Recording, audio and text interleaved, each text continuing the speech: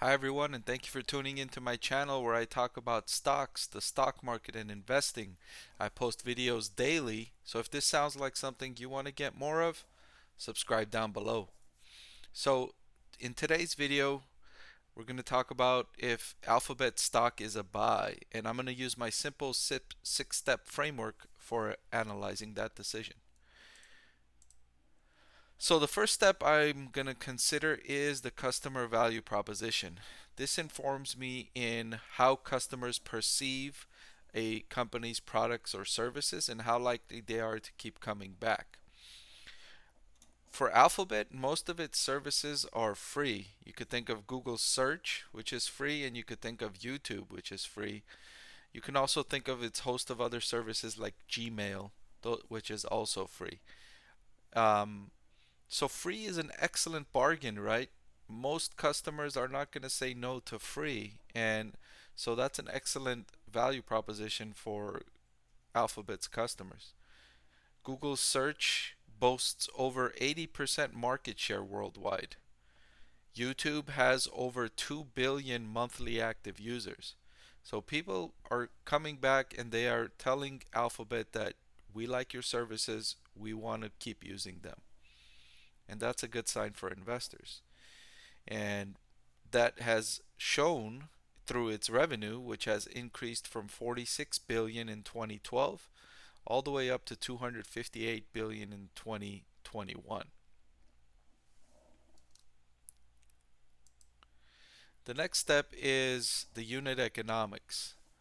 For Alphabet, you could think of YouTube, which most of its content is created by users for free. Individuals like myself make content for YouTube, and Alphabet is not paying me to create this video. I'm creating this on my own free will, and so are hundreds and thousands of other creators. This allows for great economies of scale for Alphabet. Its operating profit margin was 31% in 2022. Very good. EBIT margin, which is earnings before interest and taxes, has averaged 26% in the last 10 years. So, an excellent business model with excellent unit economics. The next step in my framework is the total addressable market. For Alphabet, it makes the vast majority of its revenue from advertising. As I mentioned earlier, the services are free, and what typically happens with free services is companies make money through advertising. According to Group M, advertisers spent $763 billion globally in 2021, and that was excluding political advertisements. So it's a massive market.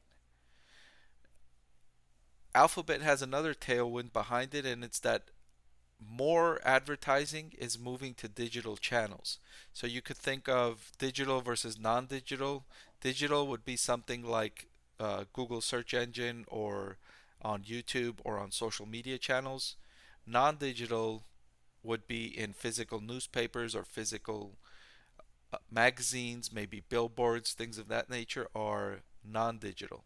And so more money is moving to digital channels. 64% of overall ad spending was on digital in 2021, and that's versus 52% in 2019. I don't expect this trend to reverse. Digital just offers so many more advantages to advertisers. For instance, how can you measure how many of your customers saw your billboard ad?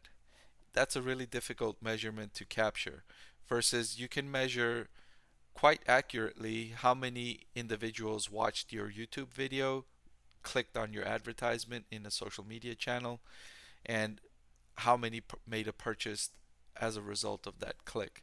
So, because of those advantages, I suspect more spending to move to digital channels compared to the other way around. So, this will be a tailwind supporting Alphabet for several more years. The next step in my framework is competition, and Google's dominance in search engine really limits competitive pressure. It's going to be hard for anyone else to encroach on this part of its business. And then YouTube's scale makes it difficult for challengers to emerge. Over 2 billion monthly active users on YouTube. That encourages creators like myself to make videos to gain access to those viewers. And so if another company was to try to copy that, that would be difficult. Now, that said, TikTok is gaining share in the short video format, and that is rising. So even though YouTube's scale is massive, TikTok is making a challenge, but so far that's hasn't hindered YouTube's growth.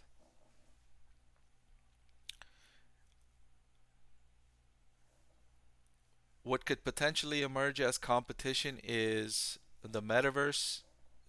It's growing in popularity, and the company formerly known as Facebook, now Meta Platforms, has already invested $10 billion in their metaverse platform.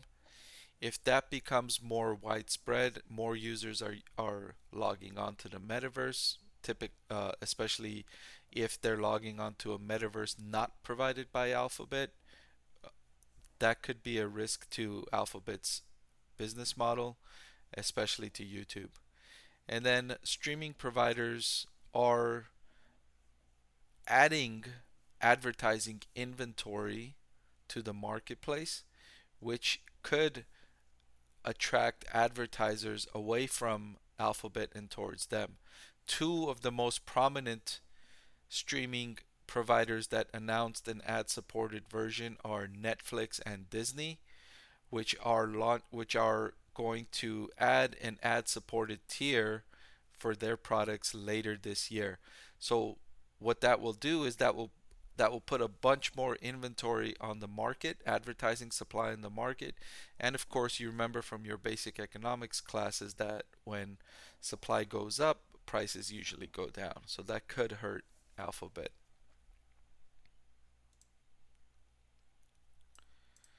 The next step in the framework is valuation. And for Alphabet, since they have steady free cash flow and earnings, I was able to use all three, I shouldn't say all three, but three valuation metrics: the price to sales, the price to free cash flow, and the price to earnings.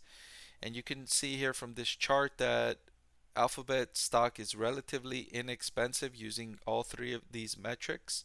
There, it's at the near the lowest point for all three metrics going back to 2018. So for this reason, Alphabet stock is relatively inexpensive.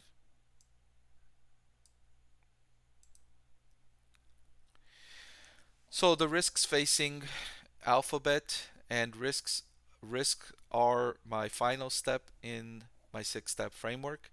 And one of them I alluded to earlier, which is the expanding supply of advertising inventory entering the market. You have Disney launching an ad-supported tier for Disney Plus. Disney Plus has over 100 million subscribers.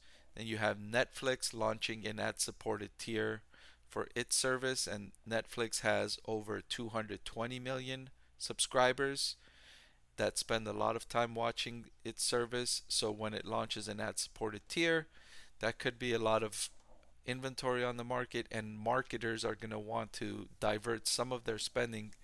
They're going to want to allocate some of their spending to those new opportunities available, and they could, instead of creating a bigger marketing budget, they could take some of the money they're spending on Alphabet and allocate it to Netflix, or some of the money they're spending on Alphabet and spread it across Netflix and Disney Plus.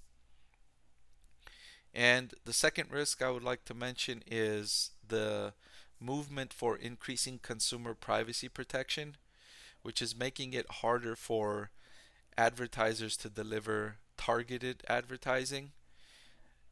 These types of ads offer a greater return on investment. And so as these types of ad availability of these types of advertising diminishes, it could lower the price per ad that Alphabet is able to capture. So let's move on to the verdict. Before we make the final recommendation, let's review how Alphabet ranked in each of my steps in the framework. So for the customer value proposition, Alphabet was excellent, right? Free is an excellent value for customers. Unit economics was also excellent. Users create all of that content for free on YouTube, and Alphabet gets to benefit from that growth. Alphabet's total addressable market was massive, 763 billion in 2021 and growing. The competitive position in the industry, Alphabet was also excellent. It dominates in search engine worldwide and has over 2 billion users on YouTube. We looked at the valuation, which was inexpensive using the price to sales, price to free cash flow, and price to earnings. Risks, I would rank it as moderate due to the increasing movement in privacy protections and the greater amount of advertising supply that's entering the market. Overall, however, when I consider all of it, I would rate Alphabet stock as a buy. The excellent total addressable market and an excellent competitive position in the industry, combined with the inexpensive valuation, is really powerful. For those reasons, I would say Alphabet stock is a buy. But let me know what you think. Comment down below. Let me know if you think Alphabet stock is a buy, or is there a risk that I missed out on. Let me know your thoughts. And again, if you liked what you saw, please subscribe. Thank you.